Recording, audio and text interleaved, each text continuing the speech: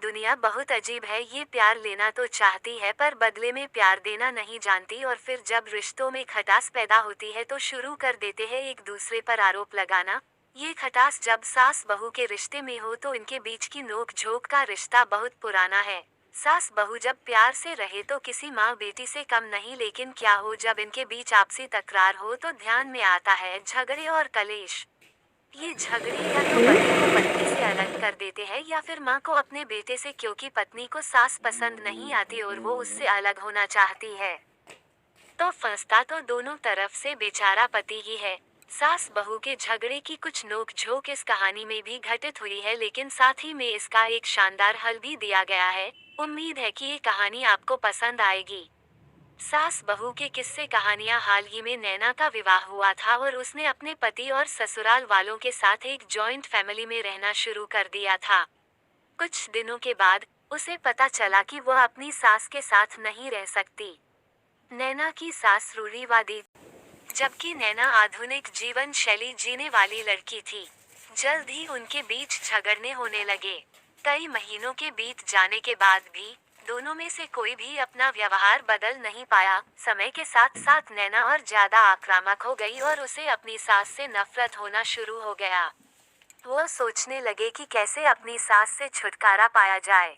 एक बार हमेशा की तरह जब उसने अपनी सास से झगड़ा किया और उसके पति ने अपनी माँ का साइड लिया, तब नैना गुस्सा हो गई और अपने मायके चली गई। नैना के पिता एक केमिस्ट थे। उसने अपनी पिता को पूरी बात बताई।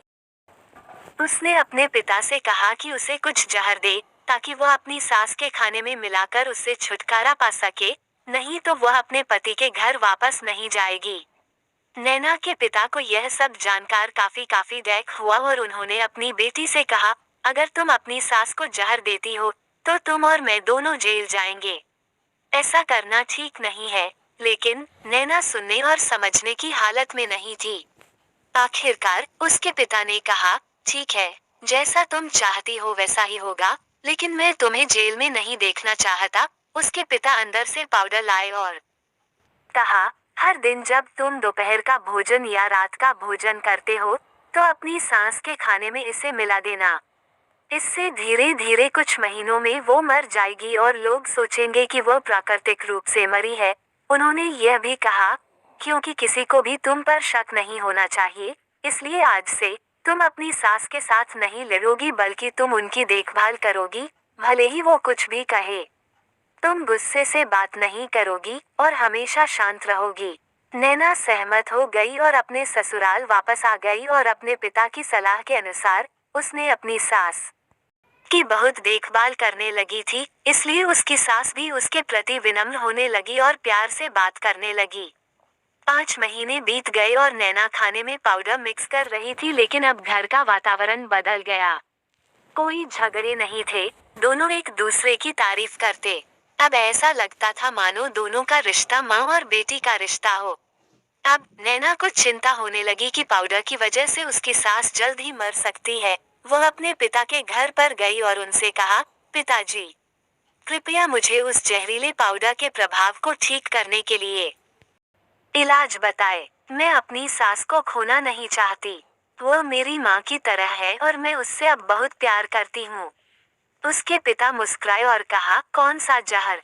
मैंने तुम्हें बस एक स्वीटनर दिया था। नैना हैरान थी और उसने अपने पिता से पूछा कि उन्होंने ऐसा क्यों किया। पिता ने कहा, बेटा, अगर तुम किसी दूसरे इंसान से प्यार चाहते हो तो तुम्हें भी उसे प्यार देना होगा। रिश्ते एक गाड़ी की तरह होते हैं और हम उन पर लगे पहियों की तरह। जब तक सभी पहिए ठीक से आगे नहीं बढ़ेंगे तब तक गाड़ी ठीक से नहीं चल सकती। इसी बात का एहसास दिलाने के लिए मैंने ऐसा किया और तुम्हें अपनी सास के प्रति नम्र रहने को कहा। तुम्हारी अच्छाई देखकर उन्होंने ने भी अपने आप को बदला और तुम्हें समझना शुरू किया। तुम दोनों ने एक दूसरे के लिए अपने आप को बदला। यही कारण है कि तुम अपनी सास के लिए आज मेरे पास भागते हुए आई हो। हर इंसान अपनी परिस्थितियों का शिकार होता है। यह अक्सर कई मतभेदों को जन्म दे सकता है। हालांकि हमें एक दूसरे को समझने की कोशिश करनी चाहिए और एक दूसरे के साथ एक स्वस्थ संबंध बनाने के लिए थोड़ा अपने आप को भी बदलना चाहिए। और जब इस तरह के मतभेद रिश्तों के बीच उठते हैं तो उनके प्रियजनों का कर्तव्य है कि वे उन्हें शांत रखें और सही रास्ते की ओर मार्गदर्शन करें। ये भी पढ़े पति पत्नी के झगड़ों से निपटने की कहानी। तो दोस्तों, कैसी लगी आपको मेरी ये सास बहू की कहानी?